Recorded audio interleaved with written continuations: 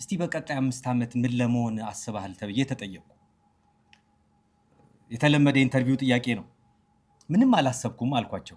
በጣም ስትራግል ያደርጋል ሰርቫይቭ ለማድረግ ሴልስ ስታክ አድርጎበት ማለት ነው። እና የአንድ ማርኬቲንግ ባለሙያ ያማክርና $100,000 ክፈለኝ ይለዋል። ምን ሰርተልኝ? ሀሳብ ለምሰጥ 100,000 ክፈል። አያልከፍልም ብሎ ይተዋል። ያው ስትራግል አደረጉና በቃ ያን ሰውዬ እንሞክረው $100,000 እንክፈለውና ብለው ከፈሉት።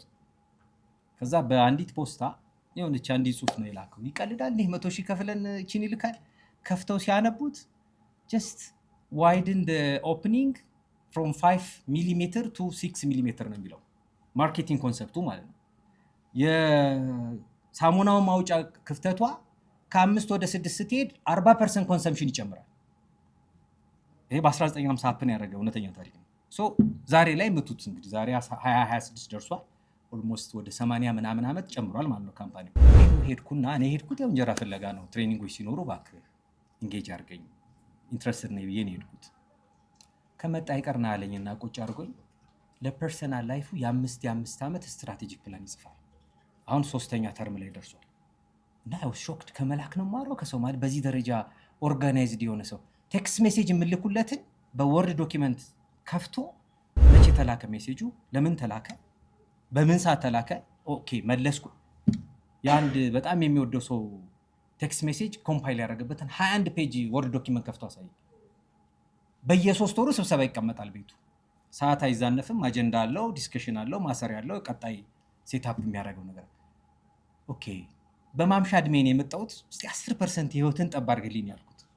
የመጀመሪያውና መሰረታዊው ቪዥናቸውን ብዙ ካምፓኒዎች ይጽፋሉ፣ ያጽፋሉ። አንዳንዴ በሚደንቅ ሁኔታ ስትራቴጂክ ፕላናቸውን የሆነ ሰው ይሰራላቸዋል። ነቨር ሪዘኔት ሊያደርግ አይችልም። ስትራቴጂክ ፕላናችሁ ራሳችሁ ናችሁ መስራት ያለባችሁ።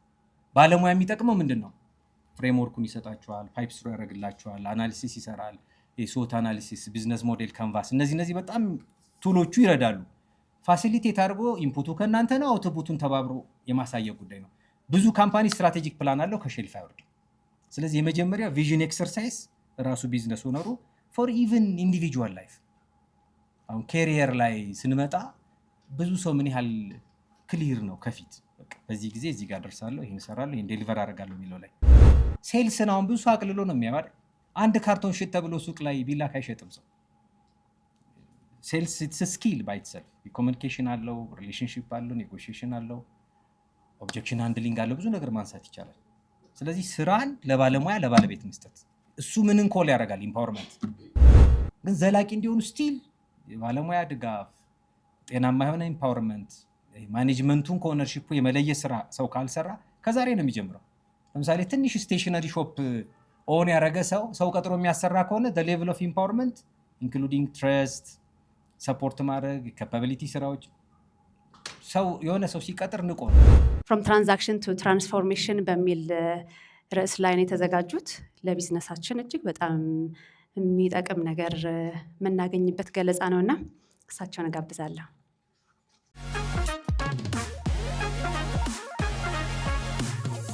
እንዴት አመሻችሁ? በጣም ደስ ብሎኛል እዚህ ስለመጣው። በመጀመሪያ ምቹ ቤትን ሮዝን ከልብ አመሰግናለሁ። ምክንያቱም እንዲህ አይነት ኢቨንቶች ብዙ አሉ፣ ግን ኢምፓክታቸው ስለማይለካ ይጀምራሉ፣ ቫኒሽ ያደርጋሉ፣ ይጀምራሉ፣ ቫኒሽ ያደርጋሉ እና ከእድሜም ሊመጣ ይችላል አላውቅም። አሁን ማቹር ያደረጉ ሰዎች አሁን እኔ 47 ዓመት ሊሆነኝ ነው። ከዚህ በኋላ ላይፌ እንዴት ነው የምረዳው የሚለውን ቆም ብዬ ካላሰብኩ አስቸጋሪ ነው። አንድ ቦታ ኢንተርቪው ሄድኩና ከአንድ 2 ወር በፊት እስቲ በቀጣይ 5 ዓመት ምን ለመሆን አስበሃል ተብዬ ተጠየቅኩ። የተለመደ ኢንተርቪው ጥያቄ ነው። ምንም አላሰብኩም አልኳቸው። ማለት አሉኝ ከዚህ በኋላ እኔ እስከ ሞት ነው የማስበው። ከሚስቴ፣ ከልጄ፣ ከቤት፣ ከሰፈር፣ ከጥበቃ፣ መንገድ ላይ ቢሮ ገብቼ የትም ልሂድ ከአንድ ትንሽ ከምለው የእግዚአብሔር ሰላምታ ከማቅረብ ጀምሮ ተቋማትን ኢንፍሉዌንስ እስከማድረግ ኢምፓክት ማድረግ ነው የማስበው እንጂ 5 ዓመት 10 ዓመት የሚለው የለም። አምደን ለምሳሌ አንድ ከዩኒቨርሲቲ የወጣ ሰው በቀጣይ 2 ዓመት 5 ዓመት ተብሎ ሊጠይቅ ይችላል። እና ይህን ማነሳው ለምንድን ነው? ኢሪስፔክቲቭ ኦፍ እድሜ እዚህ ውስጥ አሁን የራሱ ቢዝነስ ረን የሚያደርግ ሰው አለ። እንደኔ ደግሞ ተቀጥሮ የሰራ ሰው አለ። የራሱ ቢዝነስ ለመመስረት የሚያስብ ሰው አለ። እሱን ሁሉ እንተውና እንደ ሰው ኢምፓክት የምናደርግበት ውጤት የምናመጣበት ሀገር የምንጠቅምበት ታናናሾቻችን የምናግዝበት ስራ መስራት እንዴት ይቻላል የሚለውን ከማሰብ ነው ርዕሴን ፍሮም ትራንዛክሽናል ቱ ትራንስፎርሜሽናል ቢዝነስ የሚል ሀሳብ ያስቀመጥኩት። ራሴን ለማስተዋወቅ ሰይፉ ነው የሚባለው። 25 ዓመት እንግዲህ በቅጥር ዓለም ኖሬያለሁ። ኦልሞስት አብዛኛው መልቲናሽናል ውስጥ ነው የሰራሁት። ወደኋላ ወደ መጨረሻ አካባቢ ፕራይቬት ካምፓኒ ሰርቻለሁና ርዕሱን የመረጥኩት ብዙ ቦታ ሲንስ የሚል አይተናቃልናል። አሁን ቅድም ስመጣ ቶሞካ ሲንስ 1953 የሚል አይቻለሁ። ሌላ ሎካል ካምፓኒ አም ኖት ሹር። የውጮቹን ኮካ እናውቃለን ሲንስ 1886፣ ኮልጌት ሲንስ 1806። ምን ማለት ነው የምንረዳው? ቢሃይንድ ዘ ነምበርስ ረጅም ዓመት ሆኖታል 200 ዓመት ነው የምንለው ወይስ ዋት ዘ ሜሴጅ ቢሃይንድ? ይህን በደንብ ኮምፕሬሄንድ ማድረግ ያስፈልጋል። ለምንድን ነው እኛ ሀገር ዛሬ ላይ ጀነሬሽናል የሆኑ 100 ዓመት የሞላቸው ቢዝነሶችን ብዛም አናገኝም። አሉ ካልንም ኮርፖሬት የሆኑ መንግስት የመሰረታቸው። አሁን አየር መንገድ ብንወስድ 1945 ካልተሳሳትኩ፣ ንግድ ባንክ እንደዚሁ 1940ዎቹ መጀመሪያ አካባቢ። በጣም ረጅም የሚባለው ባንክ ኦፍ አቢሲኒያ በ1905 ነው፣ ግን በዘመነ ደርግ በናሽናላይዜሽን ቫኒሽ ያደረገ ነው። ከዛ ኮንቲኒቲው እንግዲህ ዳውት የሚደረግ ነው። እና ትራንዛክሽናል ሲሆን የዕለት ተዕለት ትርፋችንን የምናገኘውን ሰርቫይቭ ማድረጋችን ነው የምናስበው እንጂ ተሻጋሪ የሆነ ለሀገር ለወገን ቫሊዩ ክሬት የሚያደርግ ከፐርሰናል ጥቅም የወጣ ነገርን ቢልድ ማድረግ አንችልም በትራንዛክሽናል ቢዝነስ። ስለዚህ ሲንስ 1803 ዋሬቨር ዛሬ አሁን ሲንስ 2026 ነው አይደል? በጣም ዛሬ ላይ የምናነሳው ሀሳብ ስትራይክ የሚያደርገው ሰው ይኖራል ከዚህ ውስጥ። ምክንያቱም በጣም እርግጠኛውን የመናገር የምችለው እንኳን ኤክስፒሪየንስ ያለው ሰው ከፍጡራን ሰው መማር ይችላል አይደል? እዚህ ውስጥ አንድ ሀሳብ ሁሉም ሰው ይዤ ሄዳለሁ ቢል ይዞ መሄድ ይችላል። የመረጃ እጦት የለም፣ በዚህ ማንም አይከራከርም። እድሜ ለኤአይ ምንም ነገር ብንጠይቀው ዛሬ ላይ አንድ ፓስተር ነው ሰባኪ ያነበብኩትም ማለት ነው። እስቲ ዛሬ የምሰብከውን ጻፍልኝ ብሎ ለኤአይ አሳይመንት ሰጧል። በቃ አንዳንዴ ሞክራችሁት ከሆነ አዚፍ ሬሊጂየስ ጥያቄ ራሱ ጠይቁ ትደነግጣላችሁ። ከእናንተ በላይ አማኝ ሆኖ ነው የሚሰጣችሁ። what is the difference between human and AI ብሎ ነው የሚጠይቀው። ስለዚህ ዛሬ የመረጃ ጋፕ የለም፣ ራዘር የኢንፎርሜሽን ኦቨርሎድ ነው ያለው።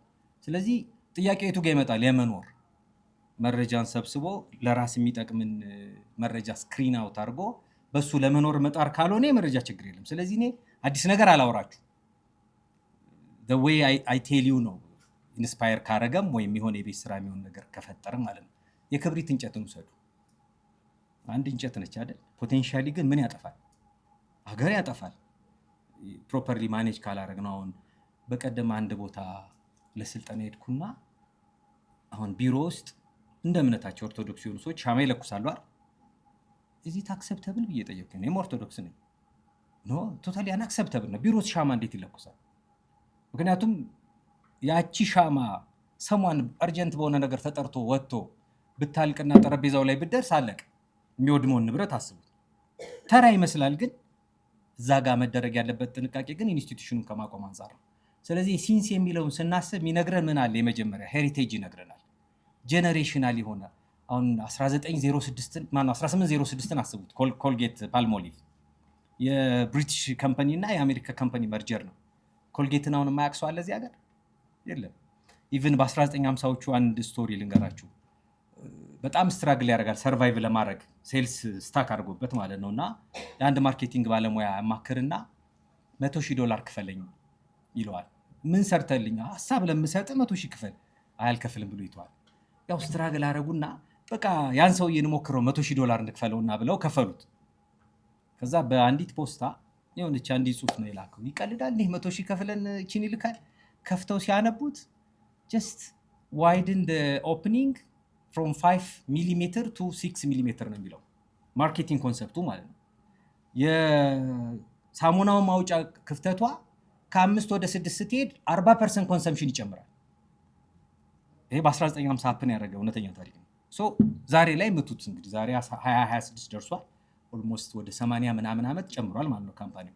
ስለዚህ ትራንስፎርሜሽናል የሆነ ካምፓኒ ሁሌም ሄሪቴጅን ቢልድ አድርጎ ኢሪስፔክቲቭ ኦፍ ፐርሰናል ኢንትረስት ለሀገር የሚጠቅም ለትውልድ የሚሻገር ኢምፓክት የሚያደርግ ተቋም መመስረት ይችላል። ሁለተኛው እዚህ ዓመተ ምህረት ውስጥ ምን አለ? ኮንሲስተንሲ አለ፣ ትረስት አለ፣ ኮንቲኒቲ አለ። ኢቭን በጦርነት ውስጥ በጀኔሬሽናል ትራንስፎርሜሽን ውስጥ በካልቸር ቻሌንጅ ውስጥ ዛሬ ላይ ለምሳሌ ያለ ትውልድ ገበያ ላይ ብንወጣ ዘወይ ዴይ ሪስፖንድ እና ድሮ እኩል አይደለም። አሁን በእኛ ዘመን ልጅ ሆነን ስልክ የለም፣ መረጃ የለም። ሰው ግን ተቀጣጥሮ ይገናኛል። በጣም አያድማየር ምን በቃ ከአሜሪካ ያለ ሰው በሆነ በ6 ወር አንዴ ጎረቤት እትዬ ከሌ ልጆት ደውሏል ተብሎ ለሆነ ደቂቃ ጠብቆ ያወራል። ዛሬ ዝም ብላችሁ አስቡት። እየተለወጥን ነው፣ እየተጎዳን ነው። ወንትስ ትራንስፎርሜሽናል ያን ኮንቲኒቲ ኢንሹር ያደረገ ጀነሬሽናል ኢምፓክት ያለው እነዚህ ትርፋቸው ምንድን ነው? ለሰው አይደለም። ስለዚህ ኢትዮጵያም ላይ አሁን በአት ኮርፖሬት ሌቭል ጥቂት ካምፓኒዎች እናገኛለን ተሻጋሪ ሆኑ። ኢንዲቪጁዋል ቢዝነሶች ግን አናገኝም። ግን ለምንድን ነው እንደው መጠየቅ ይቻላል አይደል? ለምንድን ነው መሻገር ያልቻሉት? አንዱና መሰረታዊው ችግር ፐርሰናል ቤዝድ ናቸው ብዙዎቹ፣ ወይም ዋን ማን ሾው ናቸው ብዙዎቹ ቢዝነሶች። አይታችሁ ከሆነ ጨውን ካልቀመሰው ራሱ ካልወጠወጠው ራሱ ዴሲሽን ሜክ ካላረገ ትረስት ማያደርግ ነው። ያ ደግሞ ሪያሊቲንም መጋፋት ነው ብዬ አስባለሁ እኔ ፐርሰናሊ። ምክንያቱም አሁን ከዚህ ሲወጣ ልሞት ይችላሉ። ኢትስ ፋክት። ሰው እሱን ሁሉ ይረሳል።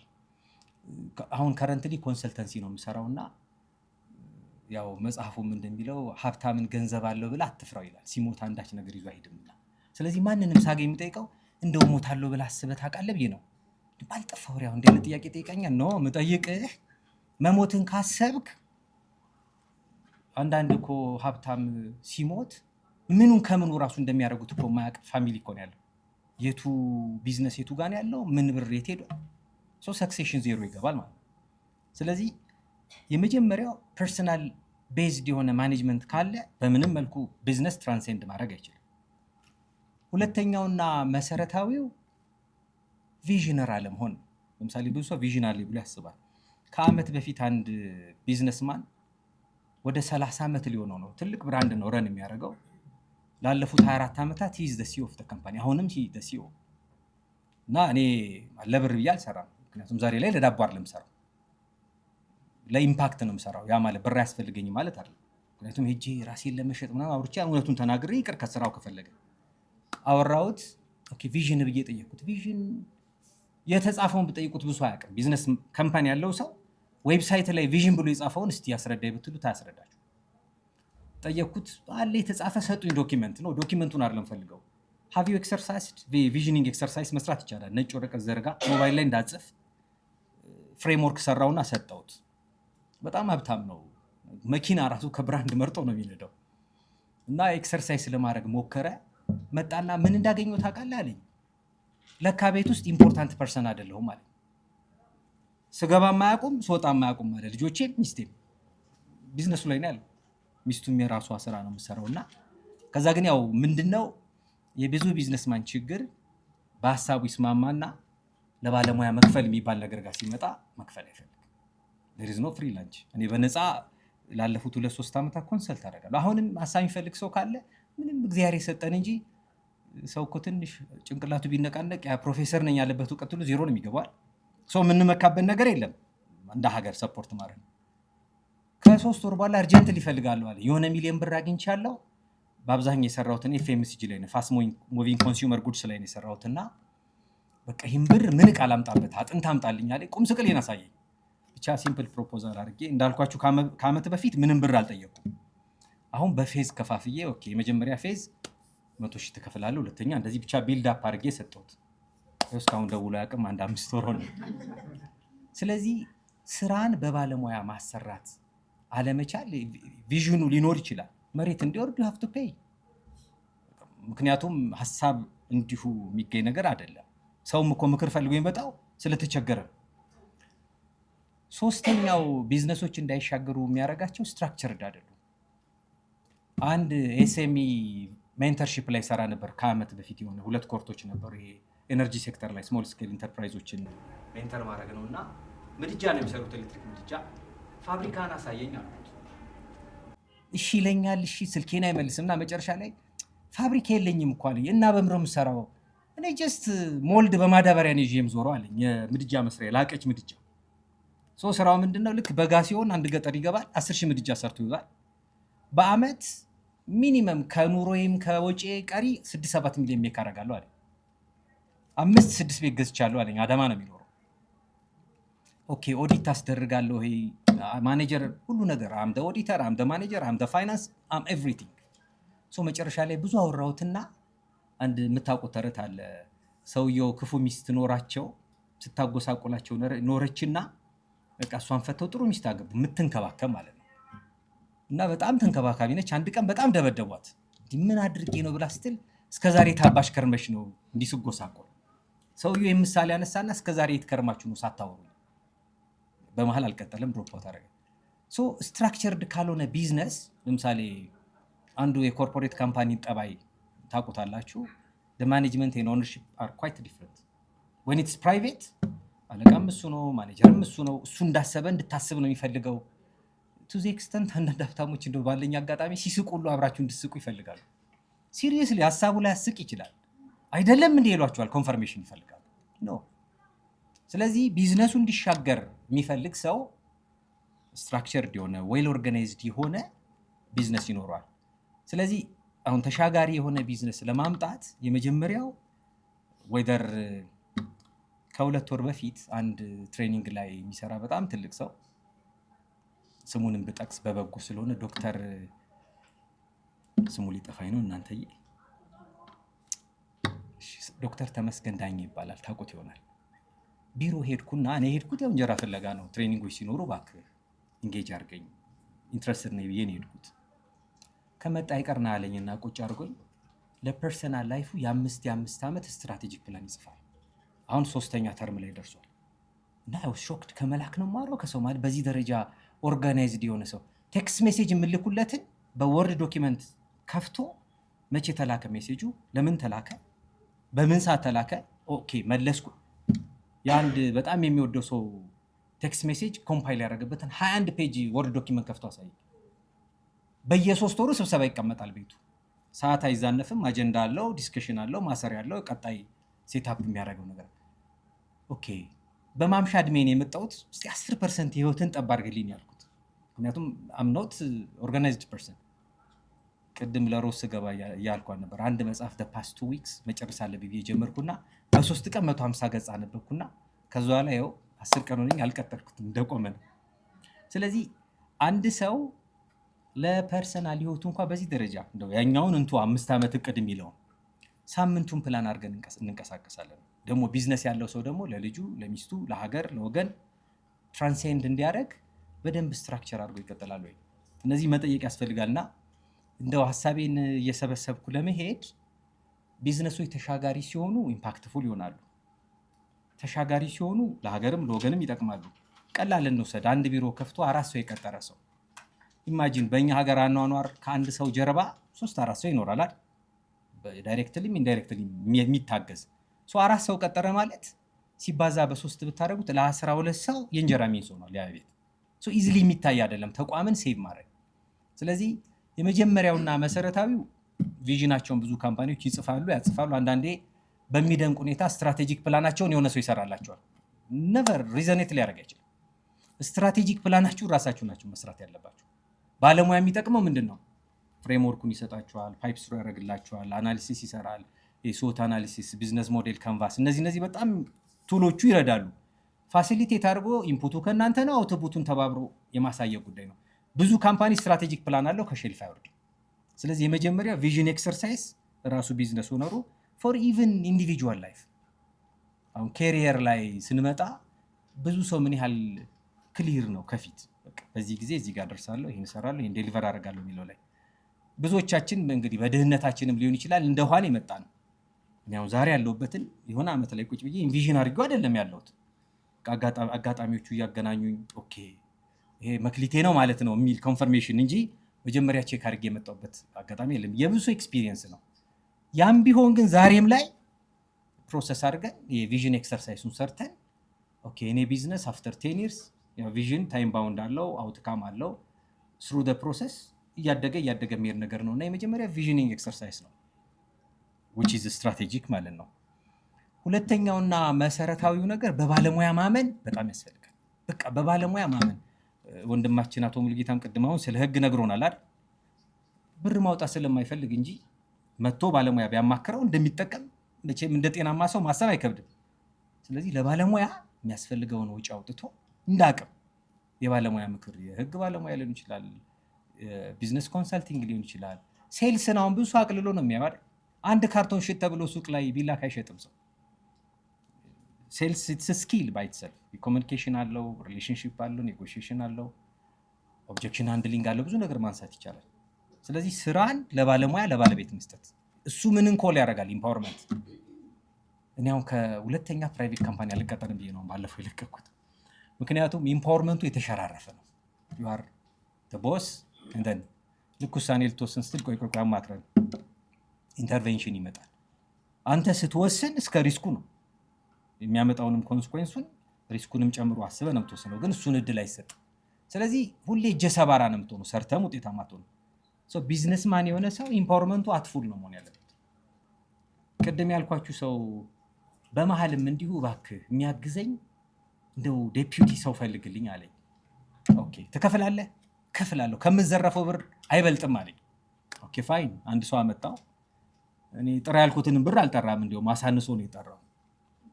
ከዛ በኋላ ይገናኙና እንደውን የምልህ አንድ ብር አውጥቼ 50 ብር የሚያወጣ ስራ ማምጣት ትችላለህ ያለው ያን ሰው። እንደዚህ አይነት ስራ ቢኖር እኔ እቀጠራለሁ ወይ ያለው። ፋይናሊ አልቀጠረውም ያን ሰው።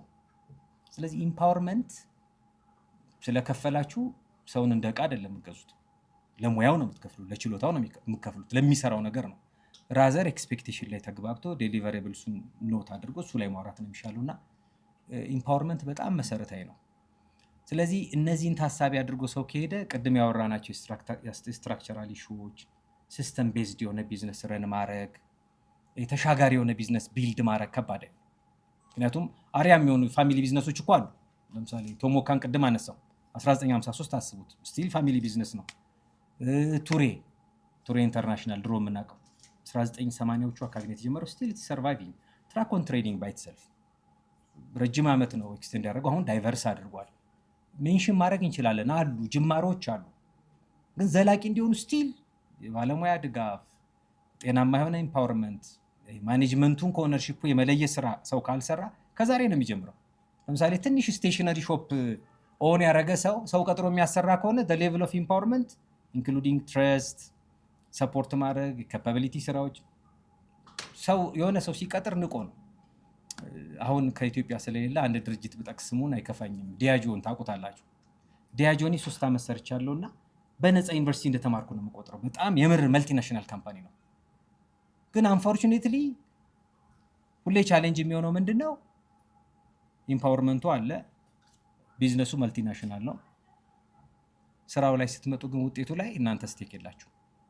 በሙሉ እስከ ኤክስቴንደድ ሊደርሺፕ ቲም ከአፍሪካ ነው የመጡት፣ ከኢትዮጵያ ማንም ሰው አይገባም።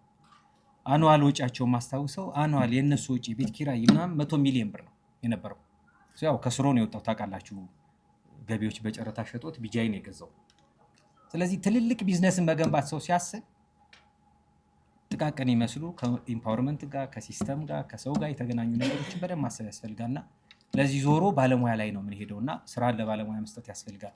ሀሳቤን ስጠቀልል እዚህ ውስጥ ያለ ሰው ጥቂት ሰው አይደለምና እኔም በመምጣቴ በጣም ደስ ያለኝ ትልልቅ ሰዎችን ተዋውቂያለሁ። ቤት በኩል ሰው እንደምናገኘው የሰው እገዛ እንደሚያስፈልግን አናቅምና ቢዝነስ ኔትወርኪንግ ነው። ጀስት ምቹ ቢዝነስ ኮኔክት ብላ ነው ሮስ ስታብሊሽ ያደረገችው። ስለዚህ ኋላም ኔትወርኪንጉ ላይ የመጣንበት ባክግራውንድ ይለያያል። ያለ ታለንት የተፈጠረ ሰው የለም። መቀጠር ቢዝነስ ማድረግ ሁሉም ሰው ቢዝነስማን መሆን አይችልም። ሁሉም ተቀጣሪ ሊሆን አይችልም። ሁሉም የተሰጠው መክሊት አለ። የዛ ግን ኢንቴግሬሽን ድምር ውጤት ለሀገርም ለወገንም ለሚሰራውም ሰው ሳቲስፋክሽን የሚጨምረው ቫሊዩ አለና ይሄን ኔትወርኪንግ እንደው እንዲቀጥል እዚህ ያለው ሰው ኮላቦሬት ማድረግ አለበትና ይሄን ኮል በማድረግ እኔ ንግግሬን ላብቃ። ስላዳመጣችሁኝ አመሰግናለሁ።